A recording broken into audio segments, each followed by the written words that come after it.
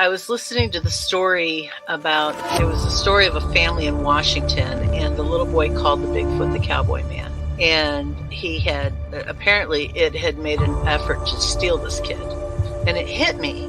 My children were in that playpen behind me with nothing but a mosquito net over them. It could have crept up behind me and taken both of my children, and I wouldn't have known.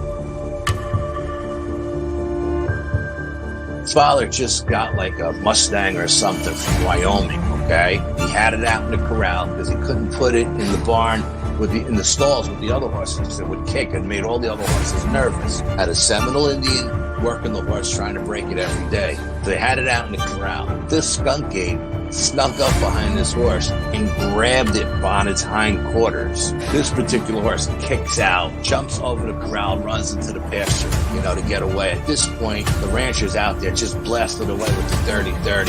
Skunk ape runs into the swamp.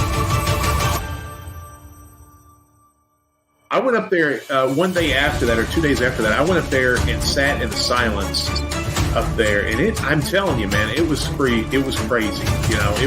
There was a crazy vibe up there still. I did what I could to kind of get things under control, but I told her, I said, you need to get off this property.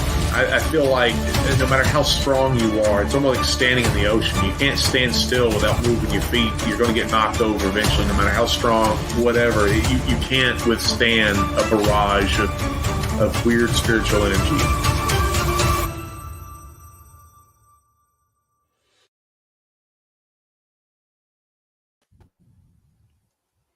What's up, everybody? Welcome to Paranormal Odyssey. Hope everyone, Paranormal Odyssey Live, sorry about that. Hope everyone is doing well out there. Lisa, how you doing, ma'am? Oh, good. I'm so glad today's Friday. Yeah, I heard that. We both got a little bit of a late start getting on here. We made it just in time. Yes, and I apologize. So hello, everybody. Tiffany, Sandra, welcome. Hey, Tiffany, Sandra, you beat me to it. Good evening, ladies. Hope y'all are doing all right. All right, before we get started, everybody, if you would, please hit that subscribe button. Sure would appreciate it. If you've had an encounter and would like to come on an episode and share it with me and Lisa, all you got to do is send me an email. Shoot that email to wayne@paranormalworldproductions.com. Speaking of guests, getting a hold of us to come on, I want to publicly thank Lisa for all the hard work she's been doing about rounding up guests. You've been contacting quite a few, and you've got a pretty exciting one booked. Yes, let's not talk about that one yet, but I'm so excited about who that is. Yeah, Lisa, with all of her connections with the movie industry, we got a big time producer over here. Whatever. Well, you're making it happen, and I appreciate that. But yeah, as you said, we'll talk about that later. But I did want to thank you. Well, you're most welcome. I'm having so much fun with this. You don't even know. Good deal. All right, ask everybody to go check out Paranormal World Productions, our website. You go ahead and show some support to this show, Paranormal Odyssey, as well as Bryan's shows, Sasquatch Odyssey and True Crime Odyssey. Pick up some merch, all that good stuff. We definitely would appreciate it.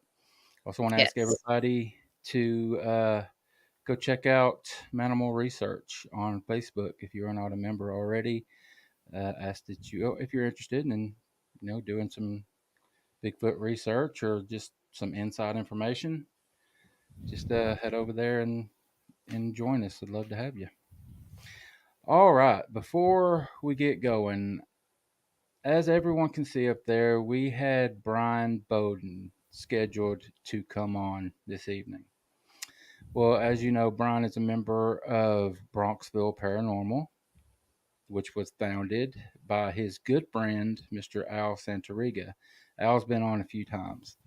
Well, Al messaged me this morning to tell me that last night Bryan suffered a heart attack. He is currently in the hospital. We'll let Al talk a bit more about it when he comes on, because Al, I guess I let the cat out of the bag. Al graciously offered to step in for him tonight. So Al is backstage. He's going to be coming out, and he'll give us an update on Bryan. He's okay. He's in the hospital right now. But we'll let Al talk more about that. But as I said, Al will be the one coming on for round number 4, I think. Oh, Al has become a favorite of the show. Love having Al on. Got any questions for Al tonight? Please put those in all caps. Yes.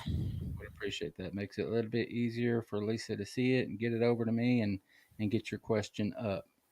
And like always, guys, if we don't put your question up, it's just because we didn't see it. You know, we're not ignoring you. So if it goes a little while and it's not put up there, type it again, but try to put it in all caps, please. All right, Lisa, you got anything else before we get to it? No, not really.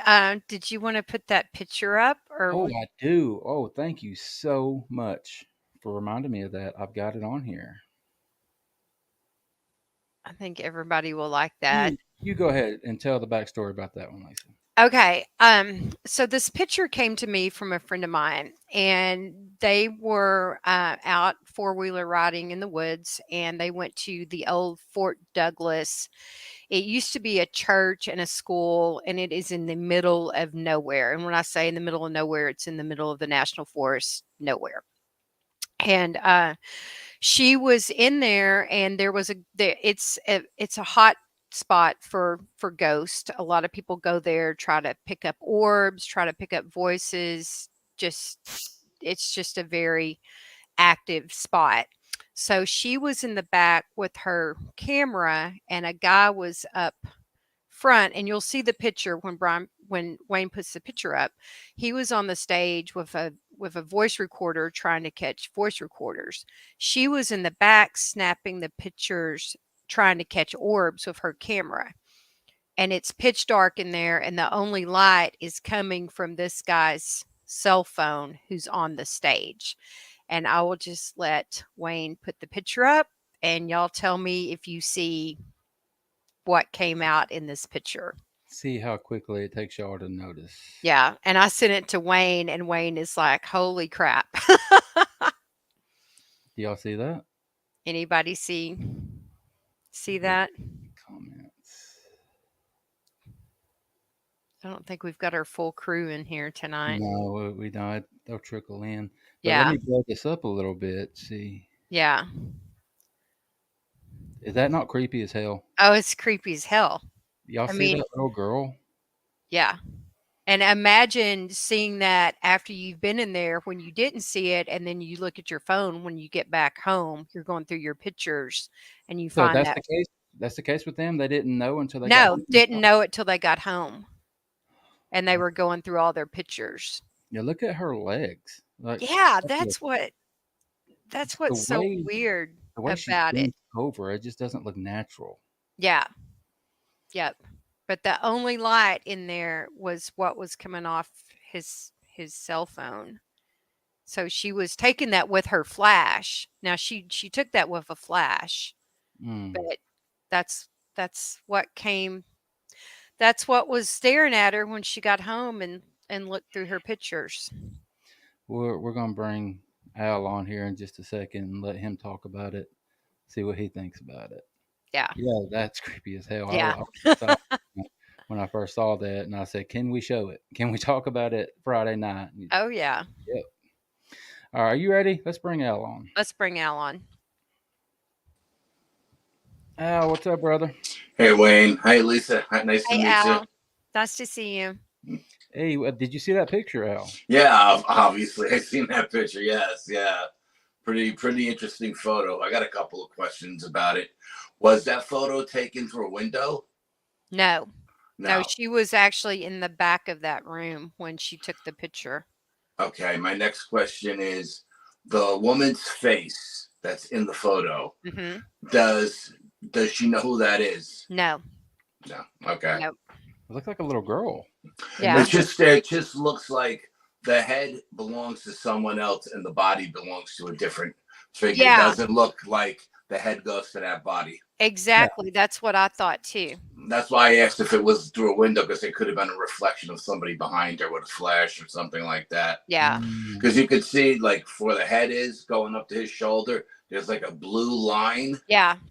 And there's like a blue around him or his head on that, you know what I mean? And that's definitely the flash. He's got a flashlight pointing up in the ceiling. Yeah. Okay. Yep. Okay. So that's what that is. And that light is he's holding up in the ceiling. Is that a regular flashlight or is that a UV light? I don't know. I know he had, because it looks blue to me and it looks like it may be a UV light. I'm not sure, you know. I don't know. I don't know. But the head does not look like it goes to that body. Yeah, definitely not. No, Definitely absolutely not. No. You know what I was kind of thinking? You seen these creepy ass Asian movies about these little Asian ghost girls that contort and Mm-hmm. do their body and that's the feeling I got. What was the name of that movie where the kid came out of the well? Ring.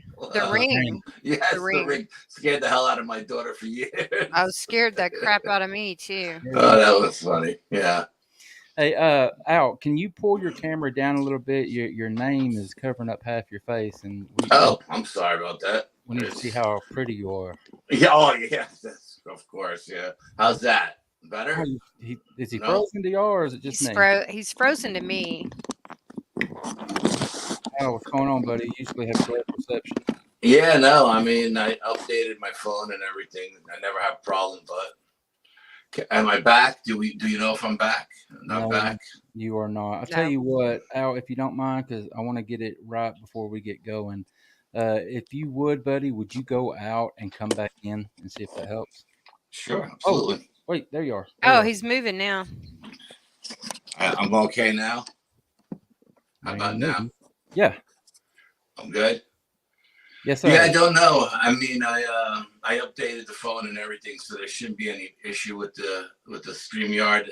For some reason, StreamYard's been driving me nuts lately. You know, I feel your pain. I don't know why. I've done so many interviews on so many different streams, and StreamYard, which I really haven't had a problem with, is driving me nuts. Now she's gone, see. But yeah, I think she cut her camera off. Yeah. Okay. Yeah. But anyway, so I just a quick update on Bryan.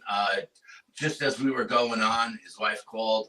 I couldn't pick up the phone, but she did send me a text. She said he's very tired. He's still in the hospital. He's resting. And as soon as I get off of here, I will call her and get a full detail on what's going on with him. But as of right now, he's still in the hospital and he's very, very tired, she said. Okay, so did he have a legitimate heart attack, or was it just a scare? Or? No.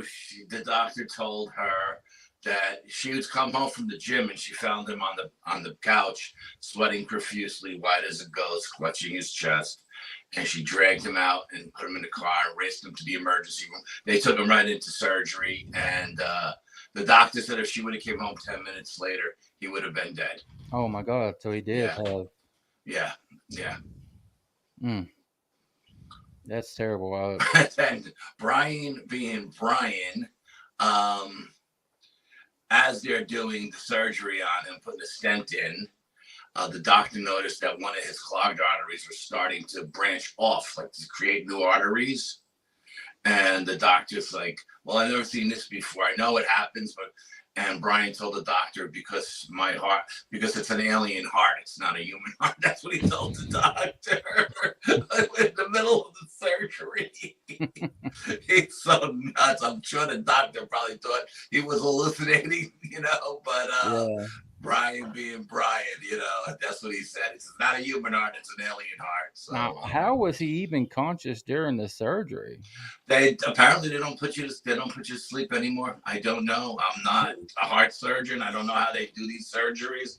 I was told either they go in through the leg or they go in through the wrist. I'm not sure, but apparently he was awake and.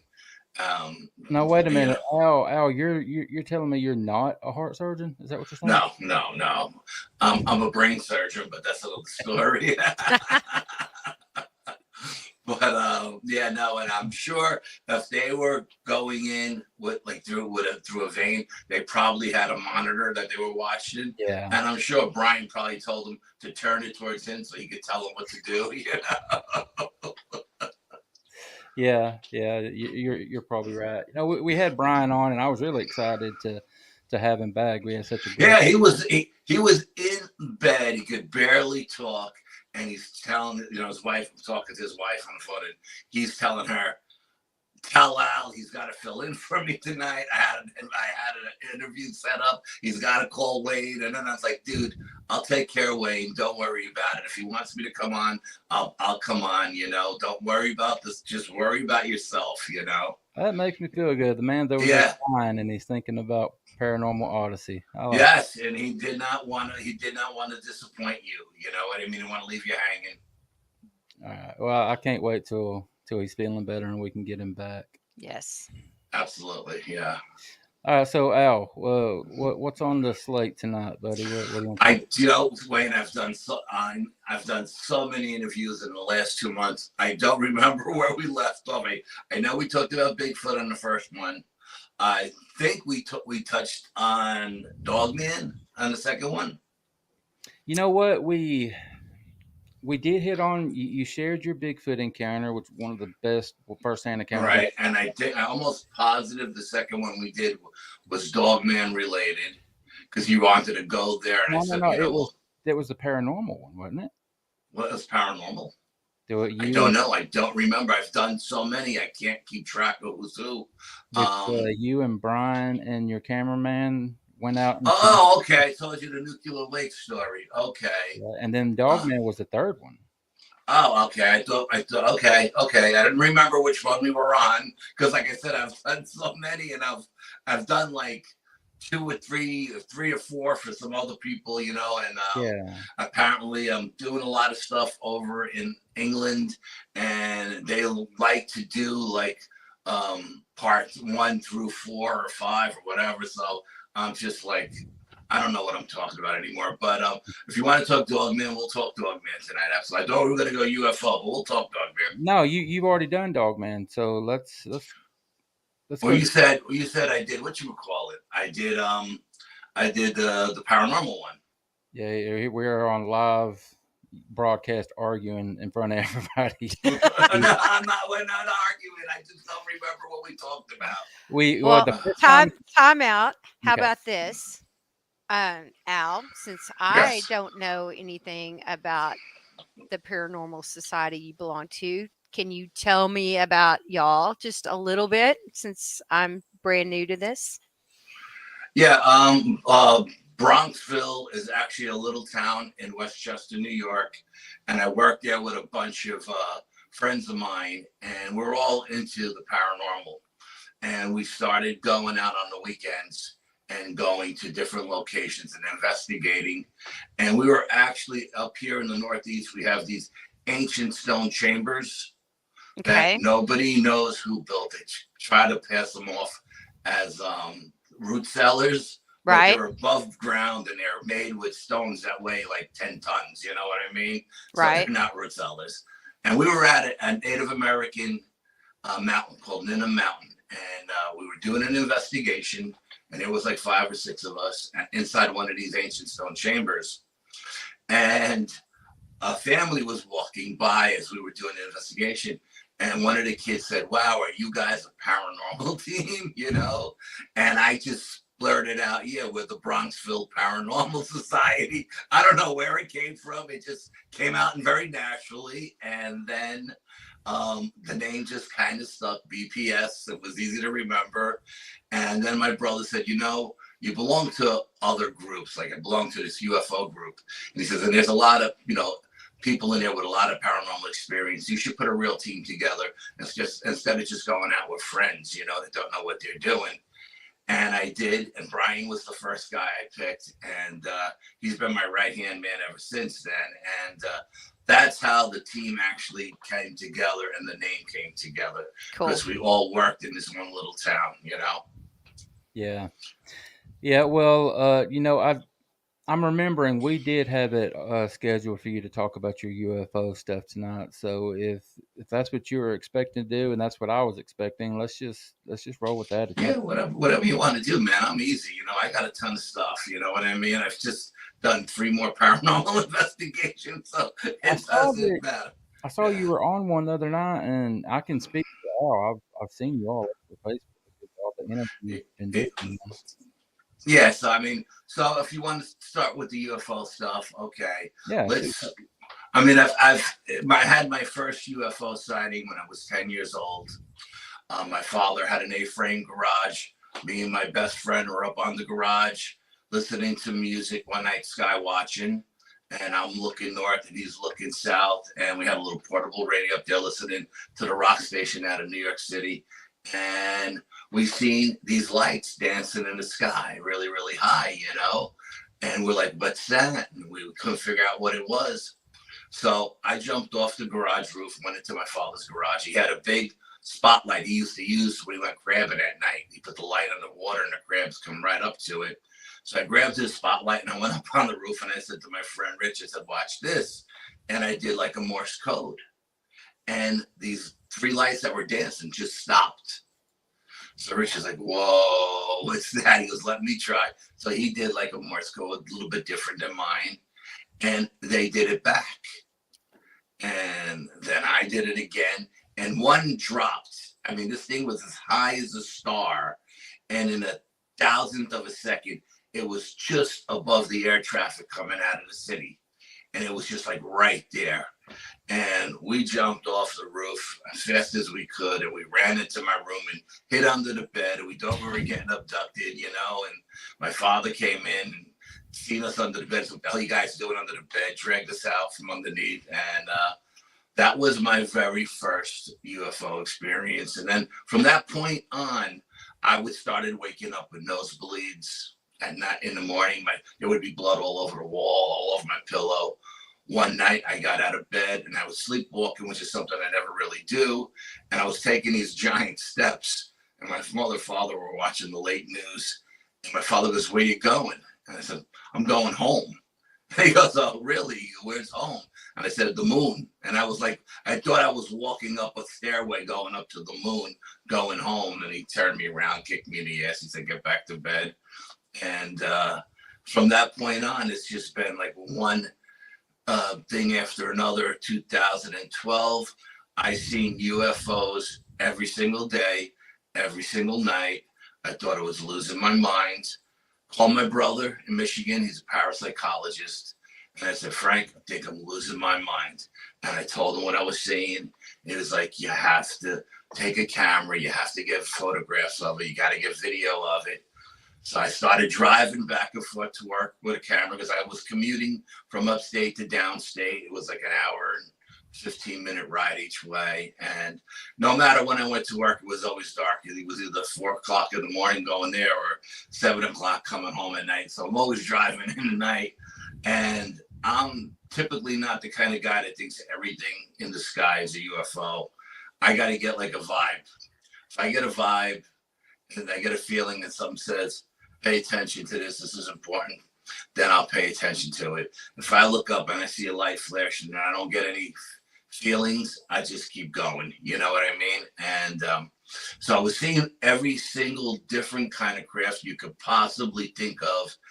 And every single time I took the camera out to get a photograph of it, the camera wouldn't work. And so we'd say the batteries were dead, but the batteries were brand new. I take those batteries out, I put new batteries in, and it would still say the batteries were dead. One night I was coming home, and I seen what looked like a different color, the different color sparklers that have to shoot off different colors. Yeah. I'm driving home, and I see what looks like a sparkler up in the sky shooting off these silver light. So I happened to be by an old ski resort. There was an old ski resort off the Parkway, and I pulled into the parking lot. There's like an outpost now for the state troopers. I pulled into this giant parking lot, and I'm looking at this thing, and it was mesmerizing because the colors went from silver to yellow to orange to red to purple. I mean, what was really freaking me out was that the colors were so vibrant. They were the most purest colors I've ever seen.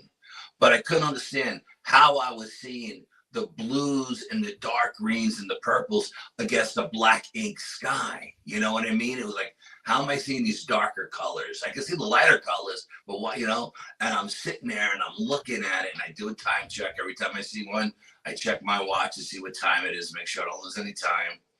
And then the thought came across my head, you know, I'm in a really, really big parking lot, and this thing could probably land in here, so I should get the hell out. And I left, and I went home, and I got home, I checked my watch, and there was no time missing. Then another night, I'm coming up the Parkway, and I'm getting closer to my house, and it was a parking ride off the Parkway, and there was nobody in it. It was empty at that time of night, and my car started sputtering, and I was like, "Oh man, my car's gonna die." I'm like 1,000 feet from next to the exit. My car's gonna die on a Parkway.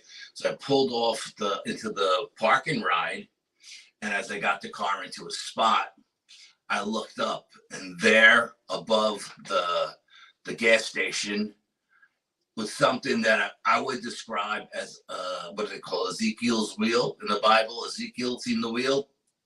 That's what it looked like. It was parked over the gas station, and it was parked on a 45-degree angle. And it was just like it pulled up and through the Crafton Park. And it was looking at me, and I was looking at it, and I'm thinking, man, this thing is so low, I could hit it with a rock, you know? So I took out the camera, and of course the camera didn't work. And I was like, look, I was just looking at it, and I'm thinking, okay, I got to call my wife to come get me. I'm dead in the water. And in a blink of an eye, boom, it was gone. And as soon as it pulled away, my car started back up, and it started working fine. And I went home. Then it was another night. I'm coming home. I go in the morning, and I see what I called it the red craft. It looked like a football shape, and it was all red, and it had a red light in the middle, bright red light. It didn't flash or anything. And I started seeing this in the morning, and I started seeing it at night, and I started seeing it 50 miles away from where I lived, by where I worked, and I started seeing it over my house, and I was like, okay, I got to get a photo of the red craft. And one day, I live at the bottom of a cul-de-sac, which used to be a whole apple orchard, so it's a hill, and the red craft was up over my house. So I said, I'm going to get a really good picture of this. I went up on the hill to get as close as I could get to it, you know, and I pulled out the digital camera, and of course, the batteries were dead, changed them out. The new batteries were dead. I drive down to the bottom of the hill, which is like a mile away because it's a mile loop. I drive to my driveway. The red craft floats over my house and goes away, headed towards the Hudson River. As soon as it goes away, I start using the camera, and the camera's going off with no problem. And then there was another night. I was coming home, and there was like a V. It wasn't a triangle, it was a V. And it was pouring rain. And it was just sitting over they were building a strip mall off of the Parkway. So it was like new construction, but there wasn't any people in any businesses in there yet. And it's this giant V. I mean, it was humongous.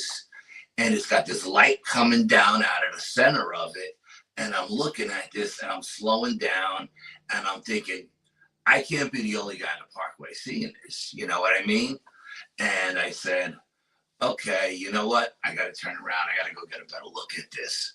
So I turned the car around, and I went to where the construction was being done.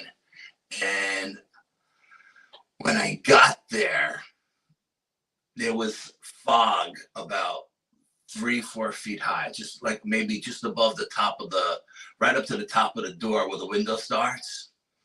And every fiber of my being was telling me, don't get out of this car. You're not safe. Don't get out of this car. But I pushed through, and I opened the door, and I got out of the car because I wanted to go see.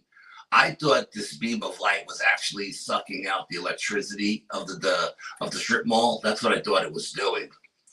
And opened the car door, and man, I got every fiber of my body went crazy. And they said, get back in the car. Get back in the car. You're not safe. I didn't see anything under the fog. I didn't see anything but this giant V that was all lit up with this light coming out of it. And I said, you know what? I better get in my car. I better listen to that little voice in my head. I better get the hell out of here. And I did. I left. And I called my brother when I got home, and I said, Frank, you're not going to believe what I see tonight. And he's like, okay, you got to go back. You got to go back, and you got to get photographs. I said, okay. So my brother was a MUFON guy. He was out in Michigan, right? And he was a MUFON investigator. So he told me what to do. So I went back. That Sunday was my next day off.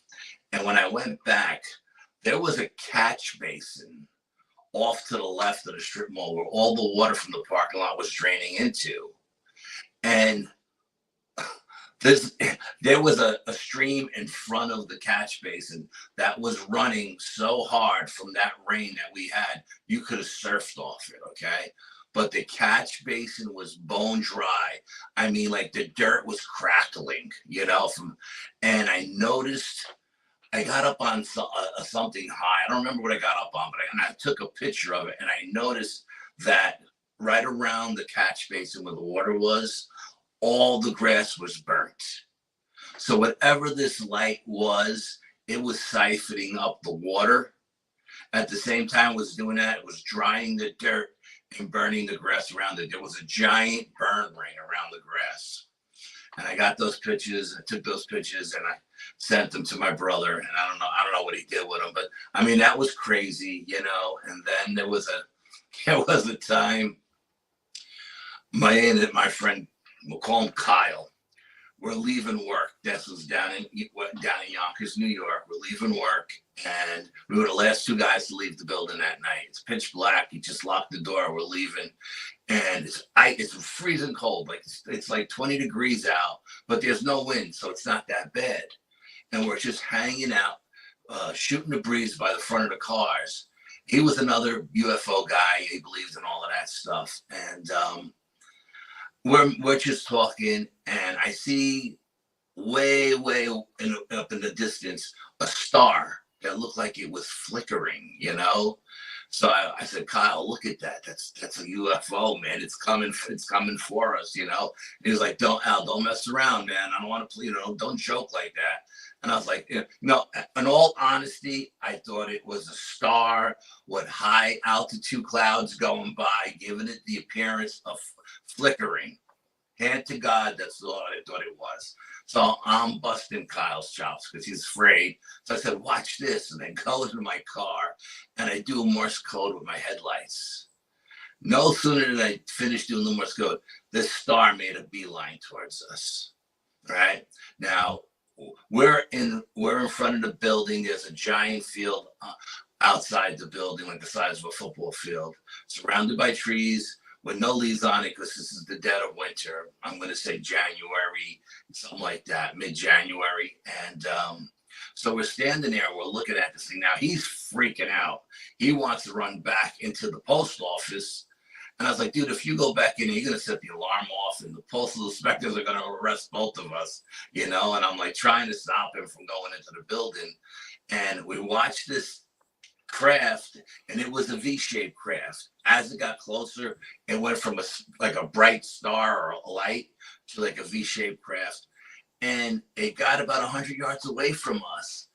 And it dropped out 3 red balls. And we watched these balls glide down, and they got to a certain height, and then they blinked out one after the other. And we were so mesmerized at those 3 red balls that we forgot to even look at the craft anymore. And then when we decided to look up to see what the craft was, the craft wasn't there. And then I heard a little voice in my head say, Al, look up. And we looked up, and 50 feet above the building is this triangle-shaped craft right above us. The trees aren't moving. There's no sound. There's no wind. There's no nothing, just the still of the night. And Kyle is freaking out because I'm telling you, I could have hit this thing with a rock. And it's gunmetal black, right? Or blue, whatever they call that, gunmetal blue. And it turns as though it's on an axis. and it starts to glide away, going south towards New York City. And if you blink your eye, you lose it in the night sky. You won't be able to see it again. And so then Kyle gets in his car. He goes north up the Parkway. I go south down the Parkway. I get home. I run up on the roof with the binoculars. I'm looking for it all over the place. And there's no, I couldn't find it. So that was pretty crazy. And Yeah, Al, let me stop you real quick. You know, being the Squatch Father, you know, Bigfoot, kind of your thing, along with everything else. Any of these things that you've talked about, would you be comfortable calling them orbs? No, everything I've talked about were solid crafts at this point. Yeah, no, they were not orbs. Absolutely not. No. Do you think that there is a connection between the orbs, UFOs, and Bigfoot? I think the orbs, I think some are Bigfoot's how do I put this? Creating this energy ball to go from one realm to the other. If they're going into a different dimension or coming into our dimension, they have to do it in an energy form. Okay. If they die here, they have to be buried here because they can't take them back to the other dimension, because you can't go back to that dimension unless you transform into an energy form. Now, that said, not all of those orbs that we see in the woods are Bigfoot. Some are other entities. I think there are other entities in the woods that we see as orbs. Some my psychic calls fairies. Some are other creatures maybe going in and out of different dimensions. Some can be Native American spirits. Some can be evil, you know what I mean? Dark energy. But I think like those 3 red balls that craft dropped out, from the distance we were, they looked small. But I think if we were been right underneath them, they would have been a lot bigger than what we would consider to be an orb. You know what I mean? Yeah. So, and I think those things that they drop out are just drones, scouts, what you would call it, looking for, I don't know, precious metals or whatever they're looking for, you know, whatever they're programmed to find, that's what they're searching. They're out there searching for whatever they're programmed to look for. But I don't think that they are, you know, I don't necessarily think the Bigfoots are coming out of the UFOs and vice versa. You know, I think when you find a location like that where you have orbs and cryptids and UFOs, you're probably in a place of high strangeness with a lot of energy. There's probably a portal there, and everything is using it to come and go. Lisa, you look like you were getting ready to say. Yeah, I just have a question about the Morse code. What were you saying in the Morse code? Oh, I don't know. We were flashing the light like 3 times, stop 2 times, and then 3 times. You know what I mean? I wasn't actually flashing any kind of code or anything. I was 10 years old. I had no idea what it was doing, you know? Okay. Yeah, no, it wasn't a message of any way, like come and visit me or anything like that. No.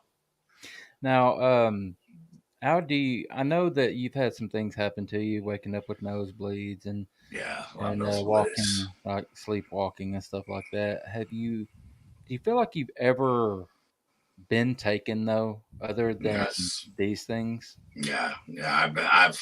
I've actually woke up on 2 separate occasions and had aliens in the bedroom with me.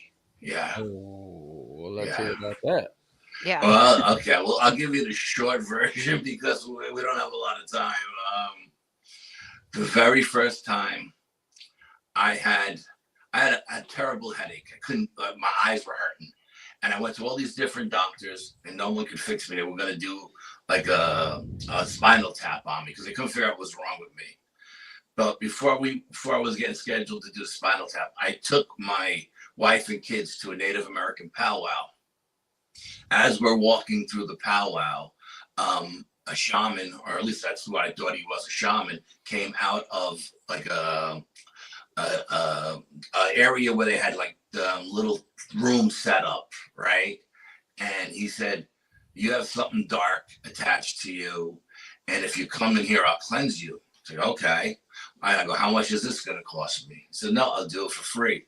So I go into this little room, closes the door, and he's got somebody in there beating on a drum, and he's banging, and he's smudging me, and it got to the point where it felt like I was having an outer body experience. It was surreal, and there was so much smoke in the room, you couldn't even see these other two Native Americans. You could just hear them. So I guess at some point it was over, and I heard him going through like a dresser drawer, and I hear him moving rocks around, and he puts a stone in a leather pouch, and he says, wear this from now on and you'll be okay. You won't have any more issues, nothing will attach to you. So I said, okay. I come out of that little room, and my headache is gone, and I don't need dark glasses to see, and we have a beautiful day. That was in September.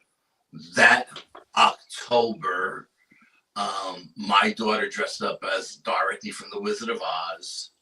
My son was like a pirate or a cowboy or something. And we had just did the neighborhood with all the other families. And it takes like hours to get around our whole neighborhood. There's a lot of homes here. And we come home, put the kids to bed. My wife and I go to bed, and the heat was pumping. It was really hot in the house. So I took that necklace off because I was sweating bullets. And so I took it off, and I put it on the dresser, and I'm laying in bed. And at some point, there was like a light that came on into the bedroom, you know?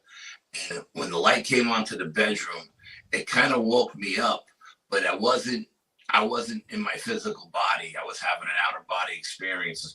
I was on my headboard looking down at my body, and it was two tall gray aliens trying to elevate me and lift me out the window.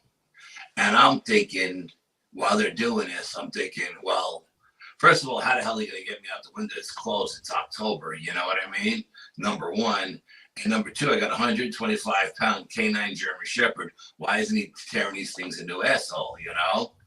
And as it's pulling my body closer to the window, my daughter in the next room screams bloody murder. She's screaming at the top of her lungs. No, you can't have him, you know, and all this stuff. So as soon as that happens, I'm back in my body.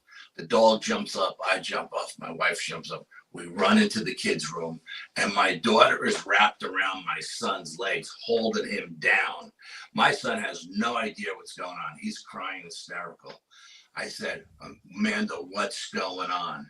And she said, Daddy, a light came into the room, and then Dorothy was in the room. And Dorothy wanted to take Nicholas to the light. And Dorothy told me, don't worry, we'll bring him back.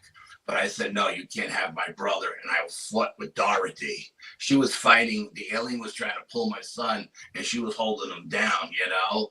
And so then we tell the kids, okay, don't worry, it's just a bad dream. And we put him back to bed. We put the dog in the room with them to give a little, you know, feel safe. We go back to bed, wake up in the morning. I tell my wife, did that really happen last night? You know, was that a bad dream? And she said, no, that really happened. Now, I remember the shaman telling me, whatever you do, don't ever take the stone out of the pouch. Don't ever touch it with your hands, because if you do, it'll lose all its protection powers. Well, that day, I opened up the pouch and I poured the stone on the bed, and I picked it up. And to my surprise, it looked like an elongated alien head with two eyes, a nose, and a mouth. And I got pictures of that. I could send it to you. It's the craziest stone you ever seen. I never seen a stone like with a face on it and an elongated alien head. So the next year I go back to the powwow because now I want to find the shaman who gave me this stone, right? And I go back to where his booth was. and he's not around. So I asked somebody who happened to be the promoter. I said, "Where's the shaman that was in this booth last year?" And he looked at me like I was crazy. He goes, "What's shaman?" He says, "These are Native Americans from this area. They don't have shamans. They have medicine men, number one. And number two, all the medicine men are setting up in the back of the field in the tents. If you want to go talk to them, you got to go talk to the elders, and then they're back there." So I went back there and I talked to the elders and I talked to the medicine men. And they all said, "Nope, shamans are in South America and not up here in North America. We have medicine men." And then I showed them the stone. I said, "I think it's a sandstone, And they all looked at it and they all none of them wanted to touch it because it looked like an alien's head, And they said, "Nope, it's not a sandstone. We don't use this stone." They said, "This is a tiger's eye, and it's used in South America in the Far East. It's not a stone that we use up here in the Northeast as protection, So that really blew my mind. And if my daughter didn't wake us up screaming, I would have thought that what I was going through was a dream, She validated them being there, and then a few years later, I was going through some issues with my knees from work. I had to get total knee replacement on both legs, and I was in a lot of pain. I was in so much pain that I was ready to just cut both legs off with a chainsaw. I couldn't take the pain anymore, I said, "I'd rather have prosthetics. I really can't take the pain anymore." And we had moved downstairs to the spare bedroom because my daughter became a teeny bopper and she got our bedroom and my son stayed in his room. So we were downstairs one night. Again, I got a 125-pound German Shepherd sleeping at the foot of the bed. Again, the light comes through the window, wakes me up. But now I'm not having an out-of-body experience. I'm awake, And I look down at the foot of my bed where the dog is, and there's two small gray aliens. And they're going like this over my body. I don't know what they were doing, if they were trying to lift me up or what they were doing. But I started thinking in my head, I said, "Oh, maybe they're going to fix my knees and I don't have to get the surgeries, Wouldn't that be a beautiful thing?" And they're going like this and they're going like that. And one of them is getting closer to me along the side of the bed. And then I'm thinking, I wonder if these guys can hear my thoughts. And I look at them and they just ignore me. They continue to go like this, and the light's coming through the window. And one is getting really, really close to me now. And the thought goes through my mind, this guy's a little scrawny dude. I'm a pretty big guy. If I grab him, I wonder if he could make me let him go. And as soon as that thought came into my head, they both looked at me. They went like this, "Ooh," and they blinked out and the light was gone. So they could hear my thoughts. They were just ignoring me, Oh, wow. And Now, Al, you said they were small in stature? the last ones were small, yeah. I interviewed a lady back, I think it might have been Monday, and she has had some UFO experiences, and she's seen them a couple of times, and she said that they were gray and very small. Yeah, well, the first ones were tall. The first ones were definitely 5-6 feet tall, for sure. And these guys were half that size, 3 feet the most. She said about 3 or 4 feet, yeah. Yeah, these guys were 3 feet. And then there was another experience where my daughter and I were coming home from martial arts class. We did a daddy-daughter class, We were both doing karate, Tapkido and Taekwondo at the time. And we get in the car, and again, it's a freezing cold night, but there's no wind, so it's not that cold. Again, it's in late December, mid-January, I don't remember. And we get in the car, and we're driving home. And my daughter turns to me. She must have been like 10, 12 years old. I think she was like 10. She turns to me, and she says, "Daddy, there's a UFO following us." And I start laughing. I'm like, I go, Amanda, what makes you think there's a UFO following us, you know? And she says, that light in the sky has been following us since we left the karate school. And I said, okay. And I'm thinking, well, I told her, there's an airport up the street. It's probably a little Cessna or a helicopter or something like that. It's probably just going to the airport. But we keep stopping for train crossings and stop signs and red lights, and this thing never passes us. How could it not pass us? It doesn't have any red lights up in the sky. Eventually, we get to the airport. This thing gets to the airport, makes a left, and goes like south towards the city. We make a right. We go north towards the house. We pull into the driveway. There's no lights on my neighborhood. It's pitch black. We pull into the driveway.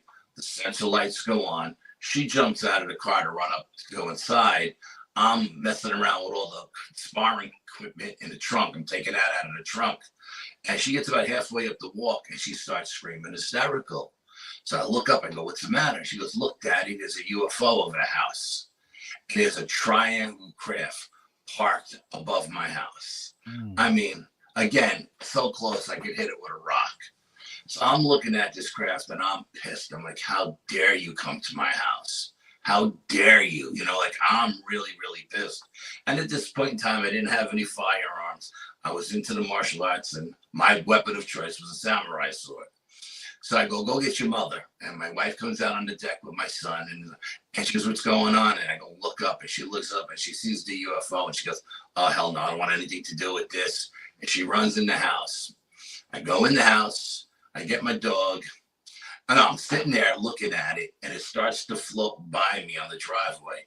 It gets to my road, and my road is like 100 yards straight towards the woods. It's pitch black, and I'm standing there. It comes out to the driveway, it makes a left, and it goes down the road. And again, I'm looking at this, and if you blink, you lose it, right? It gets to the end of my road, and we have power lines at the end of my road. And it drops out 3 red balls, just like the other one we seen 10 years earlier. Al, let me interrupt you real quick. Are you seeing this question here by no, Tiffany? what did it say? Have your children had any more experiences since that time? My son is in denial. He doesn't believe in anything. But my daughter is definitely sensitive to energies. But she hasn't told me anything about UFO stuff. That's what I was going to say, Al. It seems like you brought your daughter up a couple of times. Does she share your passion for this subject? Because it seems like she's had some stuff happen to her in her life. Yeah, I think not only does she share the passion for it, she's a true believer, and I think she's like my mother. I think she has psychic abilities, you know, but she's deadly afraid of them. She won't play with them. She won't try to bring them out or anything. Now, how old is your daughter? My daughter now is 28. Oh, so she's grown. She's grown. As a matter of fact, she's pregnant. She's ready to have a baby, and but she only lives, 20 minutes away from me. So my son moved to the city because that's where he works. So he lives in the city now. He's grown too. He's 24. But this house is pretty weird. I have a mirror downstairs. I was doing an interview on B's show one time, B Moss, and we had orbs flying out of the mirror and flying out the back window and then coming back in the window and flying back into the mirror. And B was going crazy because she'd never seen orbs before. She's only seen them in photos. And she goes, did you just see that? An orb? I said, yeah, that mirror is a portal. Don't worry about it. She was freaking out. She was really freaking out. But to finish the story, I run in the house, I grab my samurai sword, my mag light, and my dog. And I go into those woods where the 3 red balls dropped out. And I go up and down 100 yards each direction, looking for broken branches, smoldering leaves, weird looking rocks, anything that doesn't look natural. Because something came out of these crafts, you know what I mean? And I found absolutely nothing. And the whole time I had my wife call me every 15 minutes just to make sure I was still, down the street and everything. But no, I never found anything that resembled anything unnatural in the woods that night. Yeah. And the dog wasn't acting strange either. You know what I mean? He was just tracking like they always do, you know? Yeah. Yeah. I mean, you know, so those are some of my more memorable accounts, you know? Al, you got your hand in just about everything, buddy. You've made a life of this, hadn't you? Well, you know what it is? When we started the team, we got into it doing everything because everybody on the team experienced something else. You know, I mean, I happened to experience everything, and then we were getting invited to symposiums, and people would say, what's a paranormal team doing at a ufologist convention? Or what's a ufologist doing at a cryptid convention? So we came up with the idea of creating for other groups that were all directed. Bryan and I are directors of. This way, when we go to these symposiums, we could put up the right poster and everybody's happy and nobody gives us any shit and they don't have to fight with anybody, you know, and because there have been times where I came this close to getting arrested at some of those symposiums, you know. They pushed my buttons, man, and I was like, you know what? I don't give a shit. You know, I'm gonna kick your effing ass, you know. But don't hold back, Al. Tell us. No, I mean, you know, just you know, I just look. Everybody's there for, you know. I don't care if it's a UFO convention and we got a paranormal poster. We're there to talk UFOs. We're not there to talk paranormal. You know what I mean? So why give us shit? But that's just the way this field is. There's so much animosity between everybody, and there's so much paradrama that you know the real society will never take us serious. You know, that's why we can't get real scientists to jump into this stuff, dig deep, because they don't want to get involved in all this paradrama. You know, there's always something going on with somebody. There is. You're right. You're absolutely right about that, Al. And it's and I don't fight with anybody. I just say, okay, you don't want to know me. I wipe my hands at you and I walk away and you'll never hear from me ever again. That's the end of it. You know, I don't give a shit what you say about me. You're not going to get me to fight back, because if I do that, it'll never end. You know what I mean? If I wipe my hands at you and I block you, I don't know what you're saying about me. I don't hear what you're saying about me. It doesn't matter, you know, and I'm done with you. And that's just the way I am. I agree with you 100%, man. If we don't stop all the bickering and get united, nothing's ever going to come of this stuff. There's always shit going on. Always something going on. I mean, just the nonsense that happened recently with the North American Dogman Project, that just proves my point. You know what I mean? There's always something happens somewhere in it. And it's no different with the ufologists or the paranormal people. Because I associate with everybody. I hear it from all different sides, you know? You know, since you brought up all the stuff going on with the Dogman Project, we haven't spoke about that on here, and I'm not going to, because I don't have any of the inside information, but I have some, but not a lot. All the parties involved with that, I had interviewed in like a month's time. It's weird, man. Yes. Anyway, man, we are here at that hour mark, buddy. I can't thank you enough for stepping up and helping your brother out when he needed you. Yeah, and I mean, you know, Bryan has stepped in for me a couple of times when I was sick with COVID or something, you know what I mean? And I call him and say, listen, dude, I just ain't got the head for this. You gotta jump in for me. And he's always done it for me. And of course, I would do it for you or him or anybody, any of my friends. You know, it's not a big deal. It's awesome, man. And I appreciate you taking the time tonight to hang out with us. And, you know, we're not done with you. We'll have you back at some point. Whenever you're ready, you let me know. You know what I mean? We'll talk Dogman, I guess. Okay. All right, buddy. Have a good night. All right. Good night, everybody. Bye. Good night. Nice meeting you, Lisa. Ciao. Bye. All right. Don't know what was going on with Al's connection there, but I don't know if it's StreamYard or what. I don't know if y'all have noticed. Anybody in the audience tell me, how many people does it say was in here tonight? Because the whole episode, it said we've had 2 people watching. We've had more than 2 people commenting. Yeah. I don't know what's up with StreamYard, and all that stuff was going on with Al, and you go up here to to how many people it says are on, and me being the host, it breaks it down, and it's saying that 2 from my group, Manimal Research, were watching, none from Sasquatch Odyssey, and none from YouTube. And then on the comments, I mean, we've got, Country Boy Cryptids, Tiffany, Okay Nana, Carson. I mean, they've There's been a on lot here more than 2, continually. and they're all from YouTube, and it was saying YouTube didn't have any. Yeah. I don't know what's going on with StreamYard, but I don't either. I still haven't figured it out.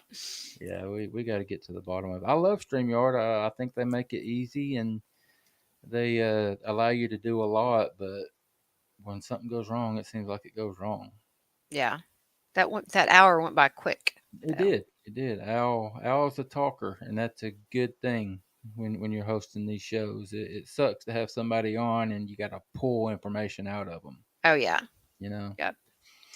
All right, all the people that you mentioned and a few others that were on here. Thank you guys so very much for Yes. hanging out with us. Also, guys, I don't know if y'all are all catching the little short stories that I've been doing on YouTube. I think I've done 21 or 22 now.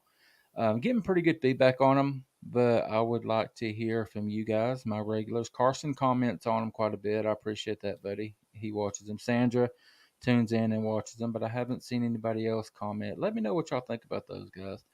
That's something I'm going to continue to do. I enjoy doing them. It doesn't, it's not real hard to do, and it's opening my eyes to a whole lot of different subjects. And like I say in the video, it's not my goal to tell you everything about these individual topics.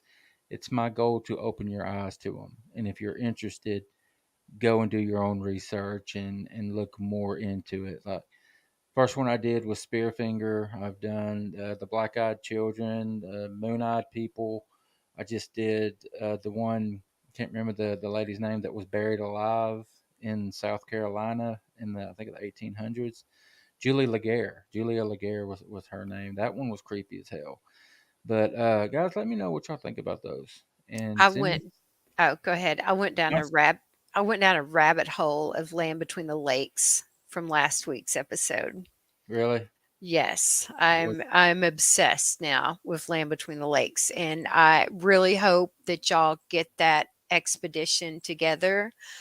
I will take off whatever project I'm on to go to Land Between the Lakes. Very cool. Have you Googled the drive yet to see how long it take you? From here to Nashville, it's like 6 hours from here to Nashville. So, That's a little bit above Nashville. yeah. So, a little bit, but I'm very obsessed with Land Between the Lakes right now. Yeah, well, we'll put that together and make it happen. Definitely, All definitely. right, guys. Yeah, if y'all do me that favor, just let me know what y'all think about those, and if you have any suggestions on stuff you'd like for me to cover, I'd be happy to. Um, we say we get out of here, Lisa. You ready? I'm ready. Y'all have a good weekend. All right, guys. Thank you so very much for hanging out with us. Y'all be good to each other and good to yourselves. We'll see you next time.